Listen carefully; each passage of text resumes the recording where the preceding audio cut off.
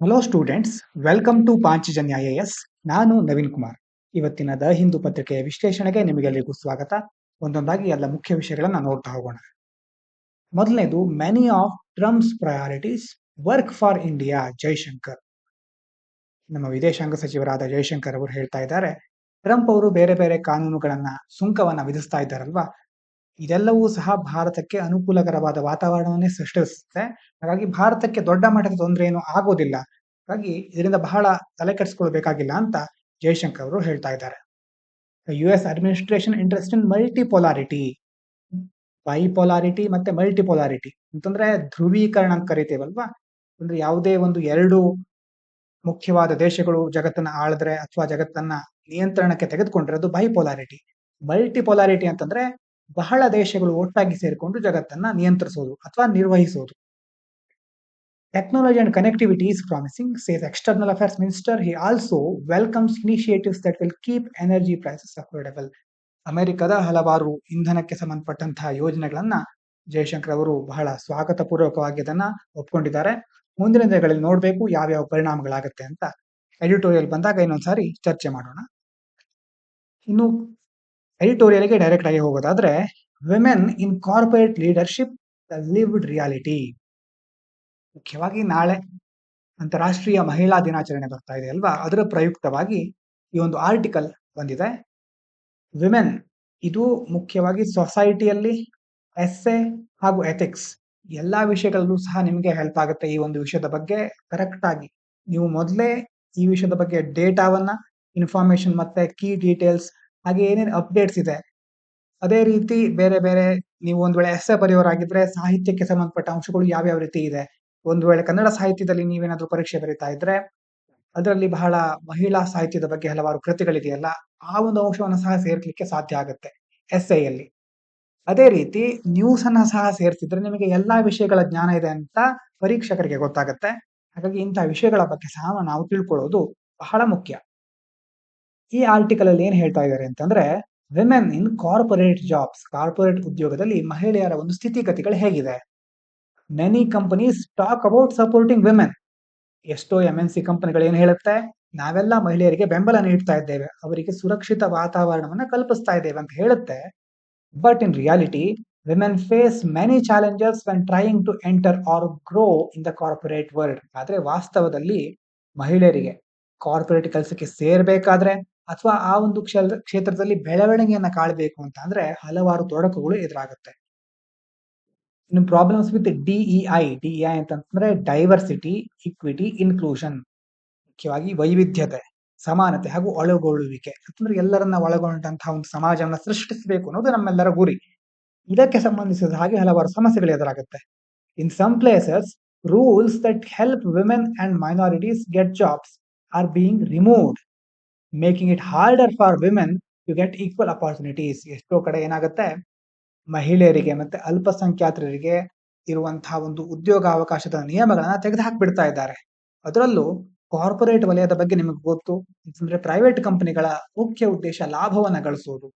ಯಾಕೆ ಹೀಗಾಗತ್ತೆ ಅಂತಂದ್ರೆ ವಿಮೆನ್ ವರ್ಕರ್ಗಳಿಂದ, ಮಹಿಳಾ ಉದ್ಯೋಗಿಗಳಿಂದ ಕೆಲವೊಂದ್ಸರಿ ಅವರಿಗೆ ಲಾಸ್ ಆಗುತ್ತಂತೆ. ಮುಖ್ಯವಾಗಿ ಅದರಲ್ಲೂ ಈಗ ಮಹಿಳೆಯರು ಗರ್ಭಿಣಿ ಸ್ತ್ರೀಯರಾದಾಗ ಅಥವಾ ಮಕ್ಕಳ ಪಾಲನೆಗೋಸ್ಕರ ಎಕ್ಸ್ಟ್ರಾ ರಜೆಯನ್ನ ತೆಗೆದುಕೊಳ್ತಾರೆ. ಹಾಗಾದಾಗ ಸರ್ಕಾರ ಏನ್ ಹೇಳುತ್ತೆ, ಆ ಸಂದರ್ಭದಲ್ಲಿ ಅವರಿಗೆ ನೀವು ಸ್ಯಾಲರಿಯನ್ನ ಕೊಟ್ಟು ಅವರಿಗೆ ಆ ರಜೆಯನ್ನ ಕೊಡಬೇಕು ಅಂತ ಸರ್ಕಾರ ಎಷ್ಟೋ ನಿಯಮಗಳನ್ನ ತಂದಿದೆ.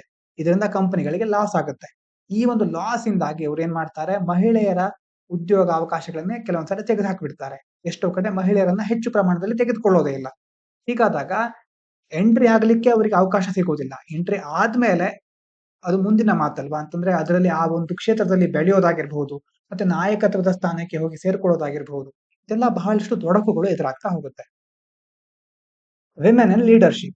Even though companies hire women, very few reach top positions. In India, only 12.7% of leadership roles are held by women. ಈಗ ಸ್ವಲ್ಪ ಹೊತ್ತಿನಿಂದ ಹೇಳಿದ ಹಾಗೆ ಮಹಿಳೆಯರನ್ನ ಕೆಲವು ಕಂಪನಿಗಳು ನೇಮಕನೇನು ಮಾಡುತ್ತವೆ, ಆದ್ರೆ ಅವರನ್ನ ಉನ್ನತ ಹುದ್ದೆಗಳಿಗೆ ನೇಮಿಸುವುದರ ಒಂದು ಪ್ರಮಾಣ ಇದೆಯಲ್ಲ, ಅದು ಬಹಳ ಕಡಿಮೆ ಇದೆ.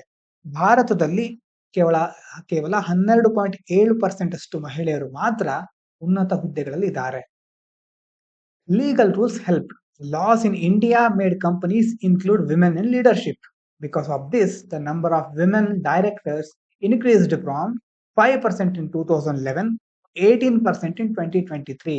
ಎಷ್ಟು ಕಾನೂನುಗಳನ್ನ ತಂದಿದ್ದರ ಒಂದು ಫಲವಾಗಿ ಈಗ ಈಗ ಮಹಿಳೆಯರ ಒಂದು ಉನ್ನತ ಸ್ಥಾನಗಳಲ್ಲಿ ಅವರ ಪ್ರಮಾಣ ಇದೆಯಲ್ವಾ ಅದು ಹೆಚ್ಚಾಗಿದೆ. 2011ರಲ್ಲಿ 5% ಇತ್ತು. ಈಗ 2023ರಲ್ಲಿ ಆ ಒಂದು ಪರ್ಸೆಂಟೇಜ್ 18ಕ್ಕೆ ಬಂದು ತಲುಪಿದೆ. ಅಷ್ಟೇ ಅದು ಏರ್ತಾ ಹೋಗ್ತಾ ಇದೆ. ವೈ ವಿಮೆನ್ ಲೀಡರ್ಸ್ ಮ್ಯಾಟರ್, ಯಾಕೆ ಅವರು ಮುಖ್ಯವಾಗಿ ನಾಯಕತ್ವದ ಸ್ಥಾನವನ್ನು ವಹಿಸಿಕೊಳ್ಬೇಕು? Women leaders improve companies by bringing different ideas, managing risks better and making business more ethical and responsible. ಮಹಿಳೆಯರನ್ನ ನಾಯಕತ್ವದ ಸ್ಥಾನಗಳಿಗೆ ನೇಮಿಸಿಕೊಳ್ಳೋದ್ರಿಂದ ಉತ್ತಮ ನಿರ್ಧಾರಗಳನ್ನ ಕೈಗೊಳ್ಳಲಿಕ್ಕೆ ಸಾಧ್ಯ ಆಗುತ್ತೆ, ಮತ್ತೆ ಆಡಳಿತವನ್ನ ನೈತಿಕವಾಗಿ ಮತ್ತೆ ಇನ್ನಷ್ಟು ಜವಾಬ್ದಾರಿಯುತವಾಗಿ ನಡೆಸಲಿಕ್ಕೆ ಸಾಧ್ಯ ಆಗುತ್ತೆ. ಹೀಗಾಗಿ ಮಹಿಳೆಯರನ್ನ ಉನ್ನತ ಸ್ಥಾನಗಳಲ್ಲಿ ನೇಮಿಸಿಕೊಳ್ಬೇಕು. Real change needed. Just hiring women is not enough. They should be given real power, responsibilities and equal salaries to create true gender equality. Just ಅಂತಂದ್ರೆ ಕೇವಲ ಮಹಿಳೆಯರನ್ನ ಕೆಲಸಕ್ಕೆ ನೇಮಿಸಿಕೊಳ್ಳೋದ್ರಿಂದ, ಅವರನ್ನ ಸೇರಿಸಿಕೊಳ್ಳೋದ್ರಿಂದ ಏನು ದೊಡ್ಡ ಬದಲಾವಣೆ ಆಗೋದಿಲ್ಲ. ಸರಿಯಾದ ಅಧಿಕಾರ, ಜವಾಬ್ದಾರಿ ಮತ್ತೆ ಸಮಾನವಾದ ವೇತನ ದೊರೆಯಬೇಕು.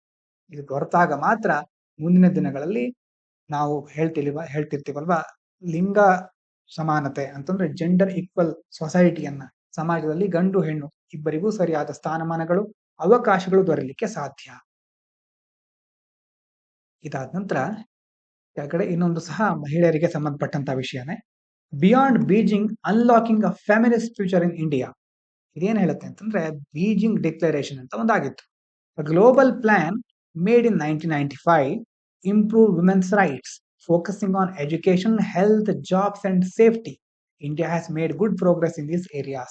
1995ರಲ್ಲಿ ಮಹಿಳೆಯರ ಹಕ್ಕುಗಳನ್ನ ಸುಧಾರಿಸಲಿಕ್ಕೋಸ್ಕರ ಒಂದು ಜಾಗತಿಕ ಯೋಜನೆಯನ್ನ ರೂಪಿಸ್ತಾರೆ. ಅದಕ್ಕೆ ಬೀಜಿಂಗ್ ಘೋಷಣೆ ಅಂತ ಕರೀತಾರೆ.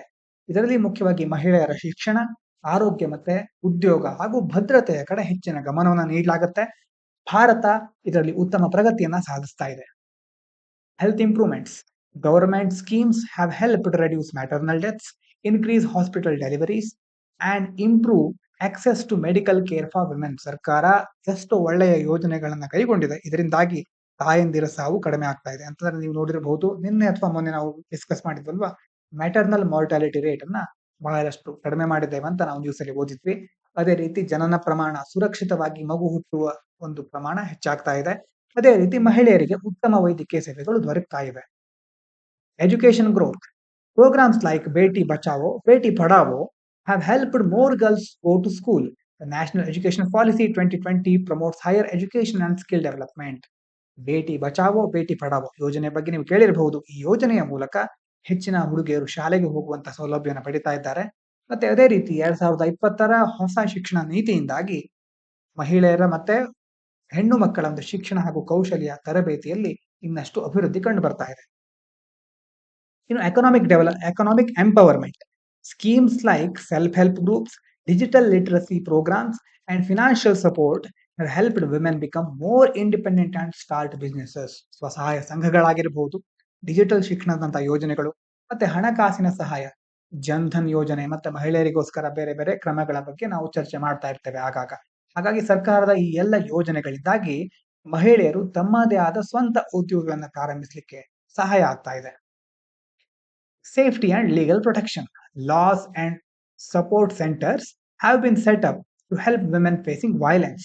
Special police training and technology like blockchain are improving safety. ಮಹಿಳೆಯರ ಮೇಲಿನ ಹಿಂಸೆಯನ್ನು ತಡೆಗಟ್ಟಲಿಕ್ಕೆ ಹೊಸ ಕಾನೂನುಗಳನ್ನ, ಸಹಾಯ ಕೇಂದ್ರಗಳನ್ನ ಪ್ರಾರಂಭಿಸಲಾಗಿದೆ.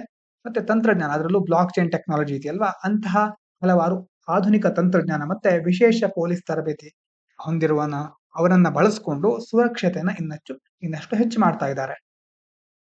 Women in leadership. More women are taking leadership roles in politics and businesses. The Women's Reservation Bill ensures 33% seats for women in government. ಮಹಿಳೆಯರಿಗೆ ನಾಯಕತ್ವದ ಸ್ಥಾನವನ್ನು ಪಡ್ಕೊಳ್ಳಿಕ್ಕೆ ಸಹಾಯ ಆಗಲಿ ಅಂತ ಮಹಿಳಾ ಮೀಸಲಾತಿ ಮಸೂದೆಯ ಮೂಲಕ 33% ಸೀಟುಗಳನ್ನ ಮಹಿಳೆಯರಿಗೆ ಮೀಸಲಿಡಲಾಗಿದೆ. ಈ ಮೂಲಕ ಹೆಚ್ಚೆಚ್ಚು ಉನ್ನತ ಸ್ಥಾನಗಳಲ್ಲಿ, ರಾಜಕೀಯ ಕ್ಷೇತ್ರ ಆಗಿರಬಹುದು, ಬಿಸ್ನೆಸ್ಗಳಲ್ಲಿ, ಯಾವುದೇ ಒಂದು ಉದ್ಯಮಗಳಲ್ಲಿ ಮಹಿಳೆಯರು ಮುಂದೆ ಹೋಗಿ ಆ ಒಂದು ಕ್ಷೇತ್ರವನ್ನ ಮುನ್ನಡೆಸಲಿಕ್ಕೆ ಮುಂದಾಗಬೇಕು ಅನ್ನೋದು ಈ ಒಂದು ಯೋಜನೆಗಳ, ಈ ಒಂದು ಕಾಯ್ದೆಗಳ ಒಂದು ಉದ್ದೇಶ. ಹಾಗಾಗಿ ನಿಮ್ಗೆ ಮೊದಲು ಏನೇನ್ ಸಮಸ್ಯೆ ಐತೆ ಅಂತ ಇಲ್ಲಿ ನೋಡಿದ್ವಿ. ಅಂದ್ರೆ ಜಸ್ಟ್ ಬಾಯಿ ಮಾತಿನಲ್ಲಿ ಹೇಳೋದಲ್ಲ, ನಿಜವಾದ ವಾಸ್ತವ ಬದಲಾಗಬೇಕು ಅಂತ ಮೊದಲನೇ ಆರ್ಟಿಕಲ್ ಅಲ್ಲಿ ನೋಡಿದ್ವಿ. ಇದಾದ್ಮೇಲೆ 2ನೇ ಆರ್ಟಿಕಲ್ ಅಲ್ಲಿ ಹೇಗೆ ಸರ್ಕಾರ ಅಥವಾ ಬೇರೆ ಬೇರೆ ಕ್ರಮಗಳನ್ನ ಕೈಗೊಂಡಿದ್ದಾರೆ. ಅಂದ್ರೆ ಮುಖ್ಯವಾಗಿ ಒಂದು ಮೇನ್ಸ್ ಆನ್ಸರ್ ರೈಟಿಂಗ್ ಬರೀಬೇಕಾದ್ರೆ ಕ್ರಿಟಿಕಲಿ ಅನಲೈಸ್ ಅಂತ ಬಂದಾಗ ಆ ವಿಷಯದ ಬಗ್ಗೆ ಇಂಟ್ರೊಡಕ್ಷನ್ ಅನ್ನು ಬರೀತೇವೆ. ಇಂಟ್ರೊಡಕ್ಷನ್ ಅಲ್ಲಿ ಕೆಲವು ಡೀಟೇಲ್ಸ್ ಅನ್ನ ಕೊಡ್ತೇವೆ. ಡೇಟಾ, ಈಗಿನ ಪ್ರಸ್ತುತ ಪರಿಸ್ಥಿತಿ ಅಥವಾ ವಾಕ್ಯದಲ್ಲಿ ಆ ಒಂದು ಪ್ರಶ್ನೆಯಲ್ಲಿ ಕೇಳಿದಂತಹ ಕೆಲವು ಅಂಶಗಳನ್ನೇ ಪ್ರಸ್ತಾಪ ಮಾಡ್ತೇವೆ. ಆ ಪ್ರಸ್ತಾಪ ಮಾಡಿ ಅದಕ್ಕೆ ಕೆಲವೊಂದು ಡೇಟಾವನ್ನ ಕೊಡ್ತೇವೆ. ನೆಕ್ಸ್ಟ್ ಬಾಡಿಯಲ್ಲಿ ಹಲವಾರು ವಿಷಯಗಳನ್ನ ಬರೀಬಹುದು. ಅದು 150 ಮಾರ್ಕ್ಸ್ ಅಥವಾ 150 ವರ್ಡ್ಸ್ ಅಥವಾ 250 ವರ್ಡ್ಸ್ ಅನ್ನೋದ್ರ ಮೇಲೆ ಡಿಪೆಂಡ್ ಆಗಿರುತ್ತೆ. ಈ ಮಹಿಳೆಯರಿಗೆ ಸಂಬಂಧಪಟ್ಟ ಹಾಗೆ ಮೊದಲನೇದು ಕ್ರಿಟಿಕಲಿ ಅನಲೈಸ್ ಅಂತಂದ್ರೆ ಏನೇನು ಸಮಸ್ಯೆಗಳಿದೆ ಮಹಿಳೆಯರು ಎದುರಿಸ್ತಾ ಇರೋದು, ಮತ್ತೆ ಅದಾದ್ಮೇಲೆ ಸರ್ಕಾರ ಯಾವ್ಯಾವ ಕ್ರಮಗಳನ್ನ ಕೈಗೊಂಡಿದೆ, ಅದಾದ ನಂತರ ಮುಂದೆ ಏನ್ ಬರೀಬಹುದು, ಅದಾದ ನಂತರ ಮುಂದಿನ ದಿನಗಳಲ್ಲಿ ಏನೇನ್ ಆಗ್ಬೇಕು, ಮಹಿಳೆಯರಿಗೆ ಏನೇನು ವ್ಯವಸ್ಥೆಗಳನ್ನ ಕಲ್ಪಿಸಬೇಕು, ಯಾವ್ಯಾವ ಕ್ಷೇತ್ರಗಳಲ್ಲಿ ಇನ್ನೂ ಸಹ ಒಳ್ಳೆಯ ಬೆಳವಣಿಗೆಗಳನ್ನ ಮಾಡ್ಬೇಕಾಗಿದೆ. ಕೊನೆಗೆ ಕನ್ಕ್ಲೂಷನ್ ಅಂದ್ರೆ ಆ ಒಂದು ನಾ ಹೇಳಿದ್ನಲ್ಲ ಮೊನ್ನೆ ಒಂದ್ಸಾರಿ, ಸ್ಪೆಸಿಮನ್ ಅನ್ನ ನೋಡಿದ್ರೆ 150 ವರ್ಡ್ಸ್ ಆನ್ಸರ್ ಬರ್ಲಿಕ್ಕೆ ಕೇವಲ 2 ಪೇಜ್ ಮಾತ್ರ ಇರುತ್ತೆ. ಅಂದ್ರೆ ಅದು ಆಲ್ಮೋಸ್ಟ್ 10 ಟು 15 ಮಾರ್ಕ್ಸ್ ಈ ತರ ಅಂದಿದ್ದಾಗ 10 ಮಾರ್ಕ್ಸಿಗಾದ್ರೆ 2 ಪೇಜಸ್ ಮಾತ್ರ ಇರುತ್ತೆ. ಹಾಗಾಗಿ ಹಲವಾರು ಅಂಶಗಳನ್ನ ನಾವು ಪ್ರಸ್ತಾಪ ಮಾಡಬಹುದು. ಮೊದಲನೇ ಹಾಗೂ ಈ 2ನೇ ಆರ್ಟಿಕಲ್ ಮೂಲಕ ನಮಗೆ ಹಲವಾರು ಅಂಶಗಳು ಸಿಗುತ್ತೆ. ಇಂಟ್ರೊಡಕ್ಷನ್ ಹಾಗೂ ಕನ್ಕ್ಲೂಷನ್ ಅನ್ನ ನೀವು ನಿಮ್ಮದೇ ಒಂದು ವೇದಲ್ಲಿ ಕ್ರಿಯೇಟ್ ಮಾಡಿ ಆನ್ಸರ್ ರೈಟಿಂಗ್ ಅನ್ನ ಪ್ರಾಕ್ಟೀಸ್ ಮಾಡಿ. ಕೊನೆಯಲ್ಲಿ ಇದಕ್ಕೋಸ್ಕರ ಒಂದು ಕ್ವಶನ್ ಅನ್ನ ಕೊಟ್ಟಿದ್ದೇನೆ. ಇದಾದ ನಂತರ ಇಲ್ಲಿ ಇದೆಯಲ್ವಾ, tyranny of numbers, federal principles, democratic impulses, conflict over delimitation ಬಗ್ಗೆ ಬಹಳ ದಿನಗಳಿಂದ ಕೆಲವು ದಿನಗಳಿಂದ ಒಂದ್ಸಾರಿ ಚರ್ಚೆ ಮಾಡಿದ್ವಿ. ಇದರಲ್ಲಿ ತಮಿಳುನಾಡು ಏನ್ ಹೇಳುತ್ತೆ, Tamil Nadu chief minister and all party meeting suggested freezing the number of Lok Sabha and state assembly seats until 2056 to avoid unfair changes. 2056 ತನಕ ಲೋಕಸಭೆ ಮತ್ತೆ ರಾಜ್ಯ ಅಸೆಂಬ್ಲಿಗಳಿರುತ್ತಲ್ವಾ ಅದರ ಸೀಟನ್ನ ಫ್ರೀಸ್ ಮಾಡಬೇಕು, ಯಾವುದೇ ಬದಲಾವಣೆ ಮಾಡಬಾರದು.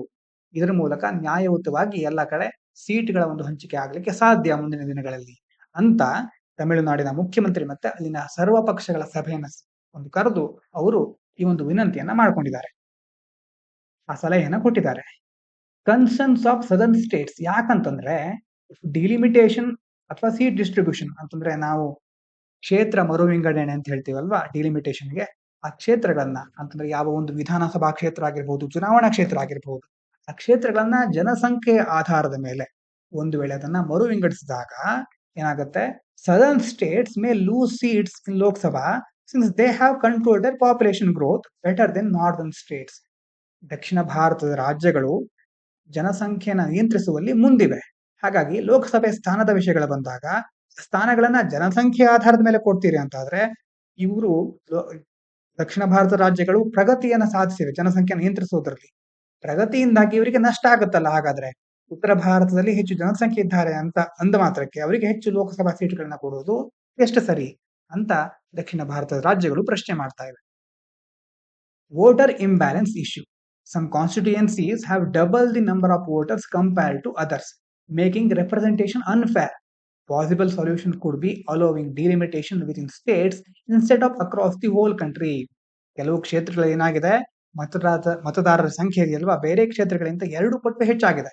ಹೀಗಾಗಿ ಅಲ್ಲಿ ಮತ್ತೊಂದೇ ಕ್ಷೇತ್ರವನ್ನ ಸೃಷ್ಟಿಸಬೇಕಾ ಹಾಗಾದ್ರೆ, ಅಥವಾ ಇರೋದನ್ನೇ ಮುಂದುವರ್ಸ್ಕೊಂಡು ಹೋಗ್ಬೇಕಾ, ಅಥವಾ ಪ್ರತಿನಿಧಿತ್ವದಲ್ಲಿ ಯಾವ ಕ್ರಮಗಳನ್ನ ಕೈಗೊಳ್ಬೇಕು, ಏನೇ ಆದ್ರೂ ಸಹ ಕೆಲವರಿಗೆ ಅದರಿಂದ ಅಸಮಾಧಾನ ಅಥವಾ ಅನ್ಯಾಯ ಉಂಟಾಗಿದೆ ಅಂತ ಅನಿಸುತ್ತೆ. ಹೀಗಾಗಿ ಇಡೀ ದೇಶದಲ್ಲಿ ಡಿಲಿಮಿಟೇಷನ್ ಕ್ಷೇತ್ರ ಮರು ವಿಂಗಡಣೆಯನ್ನ ಮಾಡುವ ಬದಲು ರಾಜ್ಯಗಳ ಒಳಗೆ ಮಾಡಿದ್ರೆ ಸಾಕು ಅಂತ ಈ ಒಂದು ಆರ್ಟಿಕಲ್ ಅಲ್ಲಿ ಹೇಳ್ತಾ ಇದ್ದಾರೆ. Need for fair decision, the central government should ensure fair process by discussing with all states, respecting the federal system and preventing any injustice to states that have managed their population well. ಅಂದ್ರೆ ಏನು, ಕೇಂದ್ರ ಸರ್ಕಾರ ಎಲ್ಲ ರಾಜ್ಯಗಳ ಜೊತೆ ಮಾತುಕತೆ ನಡೆಸಬೇಕು, ಮತ್ತೆ ಈ ಒಕ್ಕೂಟ ವ್ಯವಸ್ಥೆ ಫೆಡರಲ್ ವ್ಯವಸ್ಥೆಯನ್ನು ಗೌರವಿಸಬೇಕು, ಮತ್ತೆ ಜನಸಂಖ್ಯೆನ ನಿಯಂತ್ರಣ ಮಾಡದಂತ ರಾಜ್ಯಗಳಿಗೆ ಅನ್ಯಾಯ ಆಗಬಾರದು. ಅಂತಹ ನಿರ್ಧಾರಗಳನ್ನ ಕೇಂದ್ರ ಸರ್ಕಾರ ಕೈಗೊಳ್ಬೇಕು. ಇದಾದ ನಂತರ ಅನ್ಸೆಟ್ಲಿಂಗ್ ಪ್ಲಾನ್ಸ್, ಟ್ರಂಪ್ ಅವರ ನೀತಿಗಳ ಬಗ್ಗೆ ಇನ್ನೊಂದು ಆರ್ಟಿಕಲ್ ಇದೆ. ಸ್ಟಾರ್ಟಿಂಗ್ ಅಲ್ಲಿ ಜಯಶಂಕರ್ ಅವರು ಹೇಳಿದ್ರು ಅಂದ್ರೆ ಭಾರತಕ್ಕೆ ದೊಡ್ಡ ನಷ್ಟ ಏನು ಆಗೋದಿಲ್ಲ ಅಂತ. ಅಂದ್ರೆ ಈ ಆರ್ಟಿಕಲ್ ಅಲ್ಲಿ ಕೆಲವೊಂದು ಬೇರೆ ಮಾಹಿತಿಯನ್ನ, ಕೆಲವೊಂದು ಬೇರೆ ಅಭಿಪ್ರಾಯವನ್ನ ವ್ಯಕ್ತಪಡಿಸ್ತಾ ಇದ್ದಾರೆ. Trade war and policies, Donald Trump, in his speech, highlighted his government's actions, including high tariffs on countries like India and China, to protect US trade interests. Donald Trump ಅವರು ಒಂದು ಭಾಷಣ ಮಾಡಬೇಕಾದ್ರೆ ಅಮೆರಿಕಾದ ವಾಣಿಜ್ಯ ಹಿತಾಸಕ್ತಿಗಳನ್ನ ರಕ್ಷಿಸಲಿಕ್ಕೆ ಭಾರತ, ಚೀನಾ ಸೇರಿದ ಹಾಗೆ ಹಲವಾರು ದೇಶಗಳ ಮೇಲೆ ಹೆಚ್ಚಿನ ಸುಂಕವನ್ನು ವಿಧಿಸ್ತೇವೆ ಅಂತ ಹೇಳ್ತಾ ಇದ್ದಾರೆ. Energy and climate policies, he stressed increasing fossil fuel production. ಅವರದೊಂದು ಸ್ಟೇಟ್ಮೆಂಟ್ ಇದೆ, ಡ್ರಿಲ್ ಬೇಬಿ ಡ್ರಿಲ್ ಅಂತ. ಅಂದ್ರೆ ಡ್ರಿಲ್ ಮಾಡೋದು ಅಂತಂದ್ರೆ ಹೆಚ್ಚೆಚ್ಚು ನೈಸರ್ಗಿಕ ಸಂಪನ್ಮೂಲಗಳನ್ನ ಎಕ್ಸ್ಪ್ಲಾಯ್ಟ್ ಮಾಡೋದು, ಹೆಚ್ಚೆಚ್ಚು ಗಣಿಗಾರಿಕೆ ನಡೆಸೋದು, ಫಾಸಿಲ್ ಫ್ಯೂಯಲ್ ಪ್ರೊಡಕ್ಷನ್ ಅನ್ನು ಇನ್ನಷ್ಟು ಹೆಚ್ಚು ಮಾಡೋದು, and withdrawing from global agreements like the Paris climate accord to lower energy cost. ಅದೇ ರೀತಿ ಮೊದಲೇ ನಾವು ಮಾತಾಡ್ಕೊಂಡಿದ್ವಿ ಅಂತಂದ್ರೆ ಪ್ಯಾರಿಸ್ ಹವಾಮಾನದಿಂದ ಅವರು ಹೊರಗೆ ಬಂದಿದ್ದಾರೆ. ಹೀಗಾಗಿ ಅದ್ರ ಹೊರ ಬಂದಿರೋದ್ರಿಂದ ಅವರ ಮೇಲೆ ಹೆಚ್ಚಿನ ಒಂದು ನಿಯಂತ್ರಕ ಕ್ರಮಗಳಿರೋದಿಲ್ಲ. ತನಗೆ ಬೇಕಾದ ಹಾಗೆ ನಾನೇನ್ ಮಾಡ್ತೇನೆ, ಬೇಕಾದ ಒಂದು ಇಂಧನಗಳನ್ನ ಪ್ರೊಡ್ಯೂಸ್ ಮಾಡ್ತೇನೆ, ಹೇಗೆ ಬೇಕು ಹಾಗೆ ನೈಸರ್ಗಿಕ ಸಂಪನ್ಮೂಲಗಳನ್ನ ಬಳಸ್ಕೊಳ್ತೇನೆ ಅಂತ ಟ್ರಂಪ್ ಅವರು ಹೇಳ್ತಾ ಇದ್ದಾರೆ. ಆದ್ರೆ ಇದೆಲ್ಲ ನಾ ಯಾಕೆ ಮಾಡಿದ್ದೆ ನಾವು ಅಂತಂದ್ರೆ ಇಂಧನಗಳ ದರವನ್ನ ಕಡಿತಗೊಳಿಸಲಿಕ್ಕೆ ನಾ ಈ ಒಂದು ಕ್ರಮಗಳನ್ನ ಕೈಗೊಂಡಿದ್ದೇನೆ ಅಂತ ಸಹ ಅವರು ಸಮರ್ಥಿಸಿಕೊಂಡಿದ್ದಾರೆ. Controversial decisions, he criticised woke culture. Woke culture ಅಂತಂದ್ರೆ ಒಂದು ಅಮೆರಿಕ ಅಥವಾ ಬೇರೆ ಬೇರೆ ಪಾಶ್ಚಿಮಾತ್ಯ ದೇಶಗಳಲ್ಲಿ ಒಂದು ಸಂಸ್ಕೃತಿ ಅಂತ ಹೇಳ್ತಾರೆ. ವೋಕ್ ಕಲ್ಚರ್ ಅಂತಂದ್ರೆ ಎಲ್ರಿಗೂ ಸಮಾನವಾದ ಅವಕಾಶ ದೊರೆಯಬೇಕು, ಎಲ್ರಿಗೂ ಜಸ್ಟಿಸ್ ಸಿಗ್ಬೇಕು, ಎಲ್ಲರಿಗೂ ಸರಿಯಾದ ಪ್ರಾತಿನಿಧಿತ್ವ ಸಿಗಬೇಕು ಅಂತ ಆ ಒಂದು ವೋಕ್ ಕಲ್ಚರ್ ನಲ್ಲಿ ಕೆಲವೊಂದು ತತ್ವಗಳಿದೆ. ಆದ್ರೆ ಟ್ರಂಪ್ ಅವರಿಗೆ ಆ ವೋಕ್ ಕಲ್ಚರ್ ಬಗ್ಗೆ ಅಷ್ಟೇನು ಸಮಾಧಾನ ಇಲ್ಲ. He opposed transgender participation in women sports. ಅವರ ಪ್ರಕಾರ ಜಗತ್ತಿನಲ್ಲಿ ಅಥವಾ ಪ್ರಪಂಚದಲ್ಲಿ ಇರೋದು ಎರಡೇ ಲಿಂಗಗಳು ಅಂತಂದ್ರೆ ಗಂಡು ಹಾಗೂ ಹೆಣ್ಣು. ತೃತೀಯ ಲಿಂಗಿಗಳು ಮನುಷ್ಯರೇ ಅಲ್ಲ ಅನ್ನುವಷ್ಟು ಮಟ್ಟಿಗೆ ಅವರು ಕೆಲವೊಂದು ಅಭಿಪ್ರಾಯಗಳನ್ನು ವ್ಯಕ್ತಪಡಿಸ್ತಾ ಇರ್ತಾರೆ. ಹಾಗಾಗಿ ಟ್ರಾನ್ಸ್ಜೆಂಡರ್ ಪಾರ್ಟಿಸಿಪೇಷನ್, ತೃತೀಯ ಲಿಂಗಿಗಳು ಮಹಿಳಾ ಒಂದು ಕ್ರೀಡೆಯಲ್ಲಿ ಭಾಗವಹಿಸಲಿಕ್ಕೂ ಸಹ ಅವರು ಅವಕಾಶ ಕೊಡುವುದಿಲ್ಲ. ಹಲವಾರು ದಿನಗಳ ಹಿಂದೆ ಅಮೆರಿಕದ ಬೇರೆ ಬೇರೆ ಕ್ಷೇತ್ರಗಳಲ್ಲಿ, ಸರ್ಕಾರದ ಬೇರೆ ಬೇರೆ ಉದ್ಯೋಗಗಳಲ್ಲೂ ಸಹ ತೃತೀಯ ಲಿಂಗಿಗಳಿಗೆ ಅವಕಾಶ ಇಲ್ಲ ಅನ್ನುವಂತಹ ಸುದ್ದಿಯು ಅವಾಗ ಕೇಳಿ ಬರ್ತಾ ಇತ್ತು. Supported budget cuts that affected international aid programmes. ಅದೇ ರೀತಿ UN ಏಡ್ ಬಗ್ಗೆ ನಾವು ಕೇಳಿದ್ದೇವೆ ಅಲ್ವಾ. UN ಏಡ್ ಹಲವಾರು ದೇಶಗಳಲ್ಲಿ ಆರೋಗ್ಯ ಕಾರ್ಯಕ್ರಮಗಳಿಗೆ, ಬಡತನ ನಿರ್ಮೂಲನೆಗೆ ಹಲವಾರು ರೀತಿಯ ಸಹಾಯಗಳನ್ನ ಮಾಡ್ತಾ ಇತ್ತು. ಆದ್ರೆ ಟ್ರಂಪ್ ಅವರು ಈ UN ಏಡ್ ಅನ್ನು ಸಂಪೂರ್ಣವಾಗಿ ನಿಲ್ಲಿಸಿಬಿಟ್ಟಿದ್ದಾರೆ. ಇದರಿಂದ ಬೇರೆ ದೇಶಗಳಿಗೆ ಅಂತಾರಾಷ್ಟ್ರೀಯ ನೆರವಿಗೆ ನೀಡುವ ಹಣವನ್ನ ಕಡಿತಗೊಳಿಸಿದ್ದಾರೆ. Economic and military risk, experts warn that high tariffs may increase prices for Americans and stopping military aid to Ukraine might weaken US influence in global security. ಆದ್ರೆ ಟ್ರಂಪ್ ಅವರ ಈ ನಿರ್ಧಾರಗಳಿಂದ ಅಮೆರಿಕಕ್ಕೆ ಹೆಚ್ಚು ಲಾಸ್ ಆಗಬಹುದು, ಅಮೆರಿಕಕ್ಕೆ ಕೆಲವು ಹಾನಿ ಉಂಟಾಗಬಹುದು. ಹೇಗೆ ಅಂತಂದ್ರೆ ಬೇರೆ ದೇಶಗಳಿಂದ ಇಂಪೋರ್ಟ್ ಮಾಡ್ಕೊಳ್ತಾ ಇರುವಂತಹ ವಸ್ತುಗಳ ಮೇಲೆ ಹೆಚ್ಚು ಸುಂಕವನ್ನು ವಿಧಿಸಿದ್ರೆ ಅಮೆರಿಕದ ಜನರಿಗೆ ಅದು ಹೆಚ್ಚು ಬೆಲೆ ಏರಿಕೆಯನ್ನು ಅವರು ಅನುಭವಿಸಬೇಕಾಗಬಹುದು. ಯಾಕಂತಂದ್ರೆ ಇಂಪೋರ್ಟ್ ಪ್ರೈಸ್ಗಳ ಮೇಲೆ ಹೆಚ್ಚು ಸುಂಕವನ್ನು ವಿಧಿಸಿದಾಗ ಆ ಉತ್ಪನ್ನದ ಬೆಲೆ ಏರುತ್ತೆ. ಉತ್ಪನ್ನ ಬೆಲೆ ಏರಿದಾಗ ಜನರು ಅದನ್ನ ಪೇ ಮಾಡಬೇಕಾಗುತ್ತೆ, ಹಣದುಬ್ಬರ ಉಂಟಾಗುತ್ತೆ. ಹಾಗಾಗಿ ಅದರ ಪರಿಣಾಮ ಜನ ಎದುರಿಸಬೇಕಾಗುತ್ತೆ. ಅದೇ ರೀತಿ ಯುಕ್ರೇನ್ಗೆ ಸೈನಿಕ ಸಹಾಯವನ್ನ ಕೊಡೋದಿಲ್ಲ ಅಂತ ಹೇಳಿದ್ದಾರೆ. ಹಾಗಾಗಿ ಇದರಿಂದ ಏನಾಗುತ್ತೆ, ಜಾಗತಿಕ ಶಕ್ತಿ ಅಮೆರಿಕ ಅನ್ನೋದೊಂದು ಸೂಪರ್ ಪವರ್, ಅದು ಇಡೀ ಜಗತ್ತನ್ನ ನಿರ್ವಹಿಸ್ತಾ ಇದೆ ಅನ್ನುವಂತಹ ಒಂದು ಕಲ್ಪನೆ ಇತ್ತಲ್ವಾ, ಅದರಿಂದ ನಿಧಾನವಾಗಿ ಅಮೆರಿಕ ಕಣ್ಮರೆ ಆಗ್ತಾ ಇದೆ. ಹೀಗಾಗಿ ಅಮೆರಿಕದ ಶಕ್ತಿ ಕುಂದುತ್ತಾ ಇದೆ ಜಾಗತಿಕ ಮಟ್ಟದಲ್ಲಿ ಅಂತ ಎಕ್ಸ್ಪರ್ಟ್ಸ್ ಗಳು ಹೇಳ್ತಾ ಇದ್ದಾರೆ. ಇದಾದ ನಂತರ is artificial intelligence affecting critical thinking skills. AI ಬಗ್ಗೆ ಯಾವ್ದಾದ್ರು ಒಂದು ಆರ್ಟಿಕಲ್ ಇದ್ದೇ ಇರುತ್ತೆ. ಇತ್ತೀಚಿನ ದಿನಗಳಲ್ಲಿ ನಾವು ಒಂದು ವಿಷಯದ ಬಗ್ಗೆ ಬೇರೆ ಬೇರೆ ಆಯಾಮಗಳನ್ನು ತಿಳ್ಕೊಳ್ತಾ ಹೋಗೋಣ ಅಂತಂದ್ರೆ AI ಬಗ್ಗೆ ಬೇರೆ ಬೇರೆ ಒಂದು ವಿವರಣೆಯನ್ನ ಕೇಳ್ತಾ ಇದ್ದೇವೆ. ಇವತ್ತಿನ ಆರ್ಟಿಕಲ್ ಏನ್ ಹೇಳ್ತಾ ಇದ್ದಾರೆ ಅಂತಂದ್ರೆ AI in classrooms is increasing. Many students and teachers are using AI tools in education, which is changing how learning happens. ನಾವು ಕಲಿಬೇಕಾದ್ರೆ ಮತ್ತೆ ಈಗಿನ ಒಂದು ಶಿಕ್ಷಣ ವ್ಯವಸ್ಥೆಯನ್ನ ಹೋಲಿಕೆ ಮಾಡಿದ್ರೆ ಎಷ್ಟೋ ವಿಧಾನಗಳು ಬದಲಾಗ್ತಾ ಇವೆ. ವಿದ್ಯಾರ್ಥಿಗಳು ಮತ್ತೆ ಶಿಕ್ಷಕರು AI ಟೂಲ್ಗಳನ್ನ, AI ಸಾಧನಗಳನ್ನ ಬಳಸ್ತಾ ಇದ್ದಾರೆ.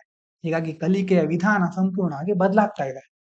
AI should be used wisely. ಹಾಗಾಗಿ AI ಅನ್ನ ಸರಿಯಾಗಿ ಜಾಣ್ಮೆಯಿಂದ ಬಳಸಬೇಕು. AI can help in studies, but it should be used carefully to avoid dependence and ensure real learning. AI ಅನ್ನ ಅದರ ಸಹಾಯವನ್ನ ನಾವು ಬೇಕಾದ್ರೆ ತೆಗೆದುಕೊಳ್ಬಹುದು, ಆದ್ರೆ ಅದ್ರ ಮೇಲೆ ಡಿಪೆಂಡ್ ಆಗಬಾರ್ದು, ಅದನ್ನೇ ಅವಲಂಬಿಸಬಾರ್ದು. ನಿಜವಾಗಿ ನಾವು ಕಲಿತಾ ಇದ್ದೇವೆ ಅನ್ನೋದನ್ನ ಖಚಿತಪಡಿಸ್ಕೋಬೇಕು. Need for ethical AI use. Schools and colleges should set clear rules to use AI responsibly and ethically. ಹಾಗಾಗಿ ಶಾಲೆಗಳು ಮತ್ತೆ ಕಾಲೇಜುಗಳಲ್ಲಿ AI ಅನ್ನ ಜವಾಬ್ದಾರಿಯಿಂದ ಮತ್ತೆ ನೈತಿಕವಾಗಿ ಬಳಸಲಿಕ್ಕೆ ಸರಿಯಾದ ಸ್ಪಷ್ಟವಾದ ನಿಯಮಗಳನ್ನು ರೂಪಿಸಬೇಕು. AI is becoming essential. AI is not just a tool, it's becoming a key part of education and other fields. So we must learn to use it properly. ಇತ್ತೀಚಿನ ದಿನಗಳಲ್ಲಿ AI ಅನ್ನೋದು ಅನಿವಾರ್ಯ. ಇದಕ್ಕೆ ನಾವು ಅಪ್ಡೇಟ್ ಆಗ್ಲೇಬೇಕು. ಅಂದ್ರೆ ಆಗದೆ ಇದ್ರೆ ಜಗತ್ತು ಮುಂದೆ ಹೋಗ್ತಾ ಇರುತ್ತೆ, ನಾವಿದ್ದಲ್ಲೇ ಇರ್ತೇವೆ. ಹಾಗಾಗಿ AI ಸಾಧನ ಮಾತ್ರ ಅಲ್ಲ, ಯಾವುದೇ ಕ್ಷೇತ್ರ ಆಗಿರಬಹುದು, ಅದರಲ್ಲಿ ಅದರ AI ಪರಿಣಾಮ ಪ್ರತಿದಿನ ನಾವು ನೋಡ್ತಾನೆ ಇದ್ದೇವೆ. ಹಾಗಾಗಿ ಅದನ್ನ ಸರಿಯಾದ ರೀತಿಯಲ್ಲಿ ಕಲಿಯಬೇಕಾದ ಅವಶ್ಯಕತೆ ಇದೆ. Regulation is important. Governments and institutions need to create guidelines, ensure AI is used safely and fairly. ಹಾಗಾಗಿ ಸರ್ಕಾರ ಮತ್ತೆ ಶಿಕ್ಷಣ ಸಂಸ್ಥೆಗಳು AI ಅನ್ನ ಸುರಕ್ಷಿತವಾಗಿ ಮತ್ತೆ ನ್ಯಾಯಯುತವಾಗಿ ಬಳಸಲಿಕ್ಕೆ ಬೇಕಾದಂತಹ ಮಾರ್ಗದರ್ಶಿಗಳನ್ನು ರೂಪಿಸಬೇಕು. AI can affect thinking skills. Students rely too much on AI, they may stop thinking critically. So they must be trained to use it wisely. ಪ್ರತಿಯೊಂದಕ್ಕೂ AI ಅನ್ನೇ ಕೇಳ್ತಾ ಇದ್ರೆ, ಇವತ್ತೇನು ಊಟ ಮಾಡ್ಬೇಕಾ ಬೇಡವಾ ಅನ್ನೋದನ್ನು ಸಹ AI ಕೇಳ್ತಾ ಇದ್ರೆ ನಾವು ಎಲ್ಲಿಗೆ ತಲುಪ್ತೇವೆ. ನಾವು ನಮ್ಮ ಡಿಸಿಷನ್, ನಾವು ದಿನನಿತ್ಯದಲ್ಲಿ ಏನೇನ್ ಮಾಡ್ಬೇಕು ಅನ್ನೋದನ್ನ ನಾವು ನಿರ್ಧರಿಸಬೇಕೇ ಹೊರತು AI ನಿರ್ಧಾರ ಮಾಡಬಾರ್ದು. ಅದೇ ನಮಗೆ ಬೇಕಾದ ಕೆಲವೊಂದು ಮಾಹಿತಿಗಳನ್ನ ಪಡ್ಕೊಳ್ಳಿಕ್ಕೆ, ನಮ್ಮ ಥಿಂಕಿಂಗ್ ಅನ್ನ ಹೇಗೆ ಡೆವಲಪ್ ಮಾಡಬೇಕು ಅನ್ನೋದಕ್ಕೋಸ್ಕರ ಅದನ್ನ ಯೂಸ್ ಮಾಡಿದ್ರೆ ಒಳ್ಳೇದು. ಪ್ರತಿಯೊಂದಕ್ಕೂ AI ಅನ್ನ ಯೂಸ್ ಮಾಡ್ತಾ ಇದ್ರೆ ನಮ್ಮ ಕ್ರಿಟಿಕಲ್ ಥಿಂಕಿಂಗ್ ಅಂತ ಹೇಳ್ತೇವಲ್ವಾ, ಅಂತಂದ್ರೆ ನಾವು ಅದರ ಪಾಸಿಟಿವ್, ನೆಗೆಟಿವ್ ಮತ್ತೆ ನಿರ್ಧಾರವನ್ನ ತೆಗೆದುಕೊಳ್ಳುವ ಒಂದು ನಮ್ಮ ಸಾಮರ್ಥ್ಯ, ಇದೆಲ್ಲ ಕಡಿಮೆ ಆಗ್ತಾ ಬರುತ್ತೆ. ಹಾಗಾಗಿ ಬಹಳ ಅದ್ರ ಮೇಲೆ ಡಿಪೆಂಡ್ ಆಗದೆ ನಮ್ಮ ಸ್ವಂತಿಕೆನ ಉಳಿಸ್ಕೋಬೇಕು. ಆಗ ಮಾತ್ರ ಮುಂದಿನ ದಿನಗಳಲ್ಲಿ ನಮ್ಮ ಬೇರೆ ಬೇರೆ ಭವಿಷ್ಯದಲ್ಲಿ ಬರುವಂತಹ ಸಮಸ್ಯೆಗಳನ್ನ ಮನುಷ್ಯರಾಗಿ ನಾವು ಸರಿಯಾಗಿ ನಿರ್ವಹಿಸಲಿಕ್ಕೆ ಸಾಧ್ಯ ಆಗುತ್ತೆ. ಈಗ ಒಂದು ವೇಳೆ ಯಾವುದೇ ಒಂದು ಪ್ರತಿಯೊಂದಕ್ಕೂ ನಾವು ಚಾಟ್ GPT ಯನ್ನ ಕೇಳ್ತಾ ಇದ್ರೆ, ಮುಂದೊಂದು ದಿನ ಆ ಚಾಟ್ GPT ಕಂಪನಿ ಬೇರೆ ಒಂದು ಪ್ರತಿಯೊಂದಕ್ಕೂ ಬಹಳ ನೂರಾರು ಡಾಲರ್ಗಳನ್ನ ಪೇ ಮಾಡಿದ್ರೆ ಮಾತ್ರ ನಿಮ್ಗೆ ಸೇವೆನ ನೀಡ್ತೇವೆ ಅಂತ ಹೇಳ್ತಾರೆ. ಆ ದಿನ ಏನಾಗುತ್ತೆ, ನಮ್ಮ ಹತ್ರ ಅಷ್ಟು ದುಡ್ಡು ಇರೋದಿಲ್ಲ, ನಮಗೆ ಅದು ಇಷ್ಟ ಇರೋದಿಲ್ಲ. ಆಗ ನಾವೇನ್ ಮಾಡ್ತೇವೆ, ನಾವು ಅದನ್ನ ಬಿಡ್ಲೇಬೇಕಾಗತ್ತೆ. ಹಾಗಾಗಿ ಪ್ರತಿಯೊಂದಕ್ಕೂ ಅದರ ಮೇಲೆ ಡಿಪೆಂಡ್ ಆದ್ರೆ ಆ ಡಿಪೆಂಡೆನ್ಸಿಯನ್ನೇ ಈ ಕಂಪನಿಗಳು ಅಡ್ವಾಂಟೇಜ್ ಆಗಿ ತೆಗೆದುಕೊಳ್ಳುತ್ತವೆ. ಈ ಹಲವಾರು ಕಂಪನಿಗಳು ಮಾಡೋದು ಹಾಗೆ ಅಲ್ವಾ, ಒಂದು ಅಡಿಕ್ಷನ್ ಅನ್ನ ಉಂಟು ಮಾಡೋದು. ಇನ್ಸ್ಟಾಗ್ರಾಮ್, ಫೇಸ್ಬುಕ್, ಈ ಎಲ್ಲಾ ಕಂಪನಿಗಳು ಏನ್ ಮಾಡುತ್ತೆ, ಮೆಟಾ, ಈ ಕಂಪನಿಗಳು ಅಡಿಕ್ಷನ್ ಅಂದ್ರೆ ಡೋಪಮಿನ್ ಹಿಟ್ ಮಾಡಬೇಕು ನಮ್ಮ ತಲೆಯಲ್ಲಿ, ನಮಗೆ ಅದು ಮತ್ತೆ ಮತ್ತೆ ಸಿಗ್ತಾ ಹೋಗಬೇಕು. ಆ ಸಿಕ್ಕಿದಾಗ ನಮಗೆ ಏನಾಗುತ್ತೆ, ನಮ್ಮ ಮನಸ್ಸಿನಲ್ಲಿ ನಾವೇನೋ ಗಳಿಸ್ತಾ ಇದ್ದೇವೆ ಅಥವಾ ಏನೋ ಖುಷಿಯನ್ನ ಪಡ್ಕೊಳ್ತಾ ಇದ್ದೇವೆ ಇದರಿಂದ ಅಂತ ಅನಿಸ್ತಾ ಇರುತ್ತೆ. ಆ ಅನಿಸುವಿಕೆ ಅವರಿಗೆ ಬಂಡವಾಳ. ಅದನ್ನೇ ಅವರು ಅಡ್ವಾಂಟೇಜ್ ತೆಗೆದುಕೊಂಡು ಅವರ ಅಡ್ವರ್ಟೈಸ್ಮೆಂಟ್ ರೆವೆನ್ಯೂ ಅನ್ನ, ಅವರ ಕಂಪನಿಯನ್ನ ಬೆಳೆಸ್ತಾ ಇರ್ತಾರೆ. ನಾವು ಮಾತ್ರ ಮೊಬೈಲ್ ನೋಡ್ತಾ ಎಲ್ಲಿ ಕೂತ್ಕೊಂಡಿದ್ದೇವೆ ಅಲ್ಲೇ ಇರ್ತೇವೆ. ಇದಾದ ನಂತರ ಗವರ್ಮೆಂಟ್ ಲಾಂಚಸ್ AI ಕೋಶ. ಸರ್ಕಾರ, ನಮ್ಮ ದೇಶ ಈಗ AI ಕೋಶ ಅನ್ನುವಂತಹ ಒಂದು ಪ್ಲಾಟ್ಫಾರ್ಮ್ ಅನ್ನ ಡೆವಲಪ್ ಮಾಡ್ತಾ ಇದೆ. It's a repository of data to build models and tools. ಏನು ಇದು, ಒಂದು ರೆಪಾಸಿಟರಿ. ಇದ್ರಲ್ಲಿ ಏನ್ ಮಾಡ್ತಾರೆ, ಹಲವಾರು ಮಾಹಿತಿಯನ್ನ ಸಂಗ್ರಹಿಸುವುದು, ಅದನ್ನ ಕಲೆಕ್ಟ್ ಮಾಡೋದು, ಪ್ರೊಸೆಸ್ ಮಾಡೋದು, ಅದೆಲ್ಲವನ್ನ ಮಾಡುವಂತ ಒಂದು ರೆಪಾಸಿಟರಿ ಇದು AI ಕೋಶ. ಆ ಮಾಹಿತಿನ ಇಟ್ಕೊಂಡು ಏನ್ ಮಾಡ್ತಾರೆ, ಮುಂದಿನ ದಿನಗಳಲ್ಲಿ AI ಮಾಡೆಲ್ ಅನ್ನ ಮತ್ತೆ AI ಸಾಧನಗಳನ್ನ ರೂಪಿಸ್ತಾರೆ, ಅದರಿಂದ ನಿರ್ಮಿಸ್ತಾರೆ. ಇದರ ಬಗ್ಗೆ ಹೆಚ್ಚಿನ ವಿವರಗಳನ್ನ ಮುಂದಿನ ದಿನಗಳಲ್ಲಿ ಕೊಡಬಹುದು, ಆವಾಗ ಸರಿಯಾಗಿ ನೋಡ್ಕೊಳ್ಳೋಣ. ಆದ ನಂತರ ಮೇಲ್ಗಡೆ ಇರುವಂತಹ ಆರ್ಟಿಕಲ್ ಎಲ್ಲ ಕವರ್ ಆಯ್ತು ಅಂತ ಅನ್ಕೋತೇನೆ. ಕೊನೆಯದಾಗಿ medical variables tech, on early warning system for your health. ಏನ್ ಹೇಳುತ್ತೆ, ಮೆಡಿಕಲ್ ವೇರಿಯಬಲ್ಸ್ ಅಂತಂದ್ರೆ ಏನು, ಧರಿಸಬಹುದಾದ. ನಾವು ಉದಾಹರಣೆಗೆ ಸ್ಮಾರ್ಟ್ ವಾಚ್ ಅಂತ ನೋಡ್ತೀವಲ್ವಾ, ಅದರಲ್ಲಿ ನಾವು ಎಷ್ಟು ಹೆಜ್ಜೆಯನ್ನ ನಡೆದಿದ್ದೇವೆ ಅಥವಾ ಎಷ್ಟು ಹೊತ್ತು ಮಲಗಿದ್ದೇವೆ, ಹೀಗೆ ಬೇರೆ ಬೇರೆ ಸ್ಲೀಪ್ ಸೈಕಲ್ ಮಾನಿಟರ್ ಮಾಡೋದು, ಹಲವಾರು ನಮ್ಮ ಹಾರ್ಟ್ ಬೀಟ್ ಯಾವ ರೀತಿ ಇದೆ, ಹಲವಾರು ಉಪಯೋಗಗಳನ್ನ ಅದರಿಂದ ನಾವು ಪಡ್ಕೋಬಹುದು. ಇಂತಹ ಎಲೆಕ್ಟ್ರಾನಿಕ್ ಸಾಧನಗಳನ್ನ ಅದನ್ನ ಧರಿಸೋದ್ರ ಮೂಲಕ ನಮ್ಮ ನೈಜ ಸಮಯದ ಆರೋಗ್ಯವನ್ನು ನಾವು ಪರೀಕ್ಷೆ ಮಾಡ್ಕೊಳ್ಬಹುದು. ಇದಕ್ಕೆ ಧರಿಸಬಹುದಾದ ವೈದ್ಯಕೀಯ ಸಾಧನಗಳು ಅಥವಾ ಮೆಡಿಕಲ್ ವೇರಿಯಬಲ್ಸ್ ಅಂತ ಕರೀತೇವೆ. Small electronic devices like smart watches and fitness trackers that people wear to check their health in real time. ಇನ್ನು ಕ್ರೋನಿಕ್ ಇಲ್ನೆಸ್, ಕೆಲವೊಂದು ಶಬ್ದಗಳನ್ನ ನಾವು ತಿಳ್ಕೋಬೇಕು ಇದು ಈ ಆರ್ಟಿಕಲ್ ಅಲ್ಲಿ. ಕ್ರೋನಿಕ್ ಇಲ್ನೆಸ್ ಅಂತಂದ್ರೆ long term diseases like diabetes, heart problems and high blood pressure that need regular care. Chronic ಅಂತಂದ್ರೆ ದೀರ್ಘಕಾಲಿಕವಾಗಿ ಕಾಡ್ತಾ ಇರುವಂತಹ ರೋಗಗಳು. ಉದಾಹರಣೆಗೆ ಮಧುಮೇಹ, ಡಯಾಬಿಟಿಸ್, ಸಕ್ಕರೆ ಕಾಯಿಲೆ, ಹೃದಯದ ಸಮಸ್ಯೆಗಳು, ರಕ್ತದೊತ್ತಡ, ಇವೆಲ್ಲ ದೀರ್ಘಕಾಲದ ಕಾಯಿಲೆಗಳು. ಈ ಕಾಯಿಲೆಗಳು ಬಂದ್ರೆ ನಿರಂತರವಾಗಿ ನಾವು ಆ ಕಾಯಿಲೆಗಳ ಕುರಿತಾಗಿ ಚೆಕ್ ಮಾಡಿಸ್ಕೊಳ್ಳೋದು ಅಥವಾ ಪದೇ ಪದೇ ನಮ್ಮ ಗಮನವನ್ನ ಅದಕ್ಕೆ ಕೊಡ್ಲೇಬೇಕಾಗತ್ತೆ. ಪಲ್ಸ್ ಆಕ್ಸಿಮೀಟರ್, ಈ ಡಿವೈಸ್ ಏನ್ ಮಾಡುತ್ತೆ, small device that cheques oxygen level in your blood. ನಮ್ಮ ರಕ್ತದಲ್ಲಿ ಆಮ್ಲಜನಕ ಮಟ್ಟ ಯಾವ ರೀತಿ ಇದೆ, ಎಷ್ಟು ಪ್ರಮಾಣದಲ್ಲಿ ಆಮ್ಲಜನಕ ಇದೆ ಅನ್ನೋದನ್ನ ತೋರಿಸೋದು ಯಾವುದು? Pulse oximeter. Smart textiles, special clothes with tiny sensors that can check heart rate, body temperature and other health details. ಇದೇನಿದು? ಸ್ಮಾರ್ಟ್ ಬಟ್ಟೆಗಳು. ಬಟ್ಟೆಗಳು ಏನ್ ಮಾಡುತ್ತೆ? ನಮ್ಮ ಹೃದಯ ಬಡಿತವನ್ನ, ಶರೀರದ ಉಷ್ಣತೆಯನ್ನ, ಹೀಗೆ ಹಲವಾರು ರೀತಿಯ ದೇಹದ ಪ್ರಕೃತಿಯನ್ನ ಅಳೆಯುವಂತಹ ಸಂವೇದಕಗಳನ್ನ, ಸೆನ್ಸರ್ಗಳನ್ನ ಅವು ಹೊಂದಿರುತ್ತವೆ. ಆ ಮೂಲಕ ನಮ್ಮ ದೇಹದ ಬೇರೆ ಬೇರೆ ಪ್ರಕ್ರಿಯೆಗಳನ್ನ ನಾವು ಮಾನಿಟರ್ ಮಾಡಬಹುದು. ನಾನ್ ಇನ್ವೇಸಿವ್ ಗ್ಲೂಕೋಸ್ ಮಾನಿಟರಿಂಗ್ ಅಂತಂದ್ರೆ new technology that can check blood sugar without taking blood from the body using sweat, saliva, tears. ಅಂತಂದ್ರೆ ನಮ್ಮ ರಕ್ತವನ್ನ ತೆಗೆದುಕೊಳ್ಳದೆ, ಬೆವರಿನಿಂದ ರಕ್ತದ ಅವಶ್ಯಕತೆ ಇಲ್ಲದೆ ಸಕ್ಕರೆ ಪರೀಕ್ಷೆ ಮಾಡುವ ವಿಧಾನ. ಬ್ಲಡ್ ಶುಗರ್ ಲೆವೆಲ್ ಎಷ್ಟಿದೆ, ಬ್ಲಡ್ ಅನ್ನ ಇಲ್ಲಿ ತೆಗೆದುಕೊಳ್ಳೋದಿಲ್ಲ, ಶುಗರ್ ಲೆವೆಲ್ ಎಷ್ಟಿದೆ ಅಂತ ನೋಡ್ತೇವೆ ಅಷ್ಟೇ. ಇದನ್ನ ಬೆವರಿನಿಂದ, ಕಣ್ಣೀರಿನ ಮೂಲಕ ರಕ್ತದಲ್ಲಿ ಸಕ್ಕರೆ ಅಂಶವನ್ನ ಪರೀಕ್ಷೆ ಮಾಡುವಂತಹ ಹೊಸ ತಂತ್ರಜ್ಞಾನ ಇದು. ಇದಕ್ಕೆ ರಕ್ತ ಬೇಕಾಗೋದಿಲ್ಲ, ಅದರ ಬದಲು ಯಾವ ತೆಗೆದುಕೊಳ್ತೇವೆ? ಬೆವರು, ಕಣ್ಣೀರು ಅಥವಾ ಸಲೈವ, ಇದನ್ನ ಕನ್ಸಿಡರ್ ಮಾಡ್ತಾರೆ. False positives, false negatives. ಈಗ ಇರುವಂತ ಸಮಸ್ಯೆ ಏನು? ಈ ಒಂದು ಡಿವೈಸ್ ಗಳಿಂದ ಕೆಲವೊಂದ್ಸರಿ ಏನಾಗುತ್ತೆ? Sometimes medical devices give wrong results. False positive means the device shows disease where there is none. False negative means device misses the real disease. ತಪ್ಪು ಪರೀಕ್ಷಾ ಫಲಿತಾಂಶಗಳು. ಕೆಲವು ಸಮಯ ಆ ಒಂದು ಡಿವೈಸ್ಗಳು ತಪ್ಪಾದ ಮಾಹಿತಿ ಕೊಡ್ಲಿಕ್ಕೆ ಸಾಧ್ಯ ಇದೆ. ಯಾಕಂತಂದ್ರೆ ರೋಗ ಇಲ್ಲದೆ ಇದ್ರೂ ಆ ಉಪಕರಣ ರೋಗ ಇದೆ ಅಂತ ತೋರಿಸಬಹುದು, ಅಥವಾ ರೋಗ ಇದ್ರೂ ಸಹ ಅದು ಪತ್ತೆ ಆಗದೆ ಹೋಗಬಹುದು. ಹಾಗಾಗಿ ಈ ಸಮಸ್ಯೆಗಳು ಸಹ ಕಂಡು ಬರ್ತಾ ಇರುತ್ತೆ. ಹಾಗಾಗಿ ನಾವೇನ್ ಮಾಡಬೇಕು? Preventive health care, taking care of health in advance to avoid diseases instead of waiting to treat them after they appear. ರೋಗ ಬಂದ ಮೇಲೆ ಅದಕ್ಕೆ ಏನ್ ಚಿಕಿತ್ಸೆ ಅಥವಾ ಆವಾಗ ಏನ್ ಮಾಡೋದು ಅನ್ನೋದ್ರ ಬಗ್ಗೆ ಯೋಚನೆ ಮಾಡೋ ಬದಲು ಮೊದಲೇ ನಮ್ಮ ಆರೋಗ್ಯವನ್ನ ಸರಿಯಾಗಿ ಕಾಪಾಡಿಕೊಳ್ಳೋದ್ರ ಕಡೆ ಹೆಚ್ಚು ಗಮನವನ್ನು ಕೊಡಬೇಕು. ಮುಖ್ಯವಾಗಿ ಆರೋಗ್ಯ ಅಂತಂದ್ರೆ ಏನು? ಸ್ಲೀಪು, ಎಕ್ಸಸೈಸು, ಡಯಟ್ ಮತ್ತೆ ನಮ್ಮ ವರ್ಕ್ ಎಲ್ಲವೂ ಸಹ ಬ್ಯಾಲೆನ್ಸ್ ಆಗ್ಬಿಟ್ರೆ ಆರೋಗ್ಯ ಆಟೋಮೆಟಿಕಲಿ ಸರಿ ಆಗ್ತಾ ಹೋಗುತ್ತೆ. ಇದರ ಬಗ್ಗೆ ನಾವು ಸರಿಯಾದ ಗಮನವನ್ನು ಕೊಡಬೇಕು. ಕೆಲವು ದಿನಗಳ ಹಿಂದೆ ಒಬೆಸಿಟಿ ಬಗ್ಗೆ ನೋಡಿದ್ವಿ. ಆ ಒಂದು ಪಾಯಿಂಟ್ಗಳನ್ನ ಸಹ ನೀವು ಇಲ್ಲಿ ಆಡ್ ಮಾಡಬಹುದು. ಅಂದ್ರೆ ಆರೋಗ್ಯದಲ್ಲಿ ಈಗಿನ ಜನರೇಷನ್ ಅಲ್ಲಿ ಯಾವ ಸಮಸ್ಯೆಗಳು ಕಂಡು ಬರ್ತಾ ಇದೆ ಅಂತಂದ್ರೆ ನಾ ಮೊದಲೇ ಹೇಳಿದ್ವಲ್ವಾ, ಒಂದೇ ಆರ್ಟಿಕಲ್ ಇಂದ ನಾವು ಬೇರೆ ಬೇರೆ ಆರ್ಟಿಕಲ್ ಗೆ ಲಿಂಕ್ ಮಾಡೋದನ್ನ ಕಲ್ತ್ಕೋಬೇಕು. ಇಷ್ಟು ದಿನ ಕೇಳ್ತಾ ಇದ್ದಿದ್ದಕ್ಕೆ ಈ ಆರ್ಟಿಕಲ್ ಹೇಗೆ ಲಿಂಕ್ ಆಗುತ್ತೆ, ಹೀಗೆ ಬೇರೆ ಬೇರೆ ಆರ್ಟಿಕಲ್ ನ ಇಂಟರ್ಲಿಂಕ್ ಮಾಡೋದ್ರಿಂದ ಒಂದು ಕಾಂಪ್ರಿಹೆನ್ಸಿವ್ ಆದಂತಹ ಆನ್ಸರ್ ರೈಟಿಂಗ್ ಅನ್ನ ಬರಲಿಕ್ಕೆ ಸಾಧ್ಯ ಆಗುತ್ತೆ. ಇವತ್ತು ಕೊಟ್ಟಂತಹ ಪ್ರಶ್ನೆಯಲ್ಲಿ ಇವತ್ತಿನ ಆರ್ಟಿಕಲ್ ಪಾಯಿಂಟ್ ಅನ್ನ ಮಾತ್ರ ಉಪಯೋಗಿಸಬೇಡಿ. ಇಷ್ಟು ದಿನ ಕೇಳ್ತಾ ಇದ್ದಿದ್ರಲ್ವಾ, ಇದೆಲ್ಲಾ ಪಾಯಿಂಟ್ ಅನ್ನ ನೆನಪಿಸ್ಕೊಂಡು ನಿಮಗೆ ನೆನಪು ಬಂದಷ್ಟು ಸಾಕು. ಅದನ್ನ ನೀವು ಬರೀಲಿಕ್ಕೆ ಸ್ಟಾರ್ಟ್ ಮಾಡಿದ್ರೆ, ಪ್ರತಿದಿನ ಬರೀತಾ ಇದ್ರೆ ನಿಮ್ಗೆ ಗೊತ್ತಾಗ್ತಾ ಹೋಗುತ್ತೆ ಹೇಗೆ ಅದನ್ನು ಉಪಯೋಗಿಸ್ಕೋಬೇಕು ಅಂತ. ಇದಾದ ನಂತರ vocabulary. John faced a pecuniary problem when he lost his job. John ತನ್ನ ಉದ್ಯೋಗವನ್ನ ಕಳ್ಕೊಂಡಾಗ ಏನಾಯ್ತು? ಪೆಕ್ಯುನಿಯರಿ ಪ್ರಾಬ್ಲಮ್ ಅನ್ನ ಎದುರಿಸ್ತಾ ಇದ್ದ. ಪೆಕ್ಯುನಿಯರಿ ಅಂತಂದ್ರೆ ಫೈನಾನ್ಷಿಯಲ್, ಮಾನಿಟರಿ, ಆರ್ಥಿಕ ಸಮಸ್ಯೆನ ಎದುರಿಸ್ತಾ ಇದ್ದ. ಸ್ಟ್ರಗ್ಲಿಂಗ್ ಟು ಪೇ ರೆಂಟ್, ಬಾಡಿಗೆನ ತುಂಬಲಿಕ್ಕೂ ಸಹ ಸಾಧ್ಯ ಆಗ್ತಾ ಇರಲಿಲ್ಲ. One day his boss gave him an affront by insulting his work in front of everyone. Affront ಅಂತಂದ್ರೆ ಇನ್ಸಲ್ಟ್ ಮಾಡೋದು, ಆಫೆನ್ಸ್. ಬೇರೆ ಉದ್ಯೋಗಗಳ ಮುಂದೆ ಅವನನ್ನ ಅಪಮಾನಗೊಳಿಸಿದ್ರು. He try to stifle his anger but couldn't hide his disappointment. ಅಂತಂದ್ರೆ ಅವನಿಗಷ್ಟು ಬೇಜಾರಾಯಿತು. ಅವನ ಒಂದು ಕೋಪವನ್ನ ಸ್ಟಿಫಲ್ ಮಾಡೋದು ಅಂತ ತಡೆ ಹಿಡಿಯಲಿಕ್ಕೆ ಪ್ರಯತ್ನ ಪಟ್ಟ.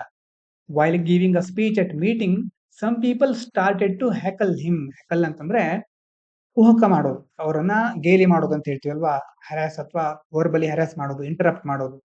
ಸ್ಪೀಚ್ ಕೊಡ್ಬೇಕಾದ್ರೆ ಹಲವಾರು ಜನ ಏನ್ ಮಾಡಿದ್ರು? ಅವನನ್ನ ಗೇಲಿ ಮಾಡ್ತಾ ಇದ್ರು, making it hard to continue. In the end ಅವನಿಗೆ ಆ ಸ್ಪೀಚ್ ಅನ್ನ ಮುಂದುವರಿಸಲಿಕ್ಕೆ ಆಗ್ತಾ ಇರಲಿಲ್ಲ. In the end all these difficulties deflated his confidence. ಹಾಗಾಗಿ ಈ ಎಲ್ಲ ಡಿಫಿಕಲ್ಟಿಗಳಿಂದ, ಎಲ್ಲ ಕಷ್ಟಗಳಿಂದ ಅವನ ಕಾನ್ಫಿಡೆನ್ಸ್ ಕುಗ್ತಾ ಇತ್ತು, ಡಿಫ್ಲೇಟ್ ಆಗ್ತಾ ಇತ್ತು, ವೀಕನ್ ಆಗ್ತಾ ಇತ್ತು. But he decided to stay strong and move forward. ಆದ್ರೂ ಸಹ ಸ್ಟ್ರಾಂಗ್ ಆಗಿರ್ಬೇಕು, ಮುಂದುವರಿತಾನೆ ಇರಬೇಕು ಅಂತ ಅವನು ಡಿಸೈಡ್ ಮಾಡ್ತಾನೆ.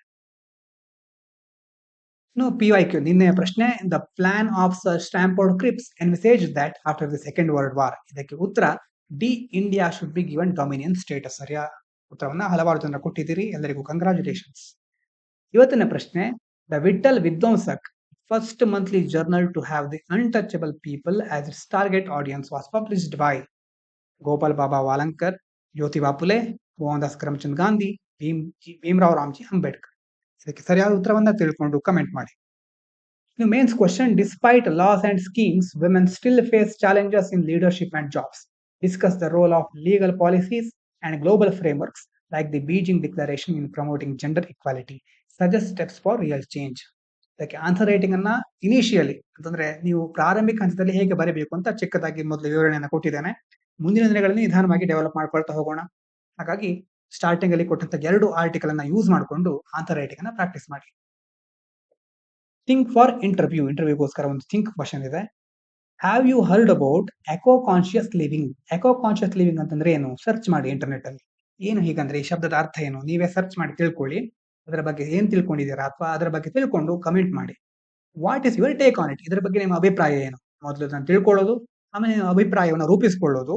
How do you think Indians can adopt such a life style in their daily lives? ಭಾರತೀಯರು ತಮ್ಮ ದಿನನಿತ್ಯದ ಜೀವನದಲ್ಲಿ ಈ ಎಕೋ ಕಾನ್ಶಿಯಸ್ ಲಿವಿಂಗ್ ಅನ್ನ ಹೇಗೆ ಅಡಾಪ್ಟ್ ಮಾಡ್ಕೋಬಹುದು ಅನ್ನೋದ್ರ ಬಗ್ಗೆ ನಿಮ್ಮ ಅಭಿಪ್ರಾಯ ಏನು ಅಂತ ನೀವು ಕಮೆಂಟ್ ಮಾಡಬಹುದು, ಅಥವಾ ಇದ್ರ ಬಗ್ಗೆ ಒಂದು ಆನ್ಸರ್ ಅನ್ನ ನಿಮ್ಮ ಮನಸ್ಸಿನಲ್ಲಿ ಆದ್ರೂ ರೆಡಿ ಮಾಡಿ ಇಟ್ಕೊಳ್ಳಿ. ಇವಿಷ್ಟು ಇವತ್ತಿನ ಮುಖ್ಯ ವಿಚಾರಗಳು. ಇಷ್ಟು ಹೊತ್ತಿನ ತನಕ ಕೇಳಿದ ಎಲ್ಲರಿಗೂ ಧನ್ಯವಾದಗಳು. ಇದು ಪಾಂಚಜನ್ಯ IAS.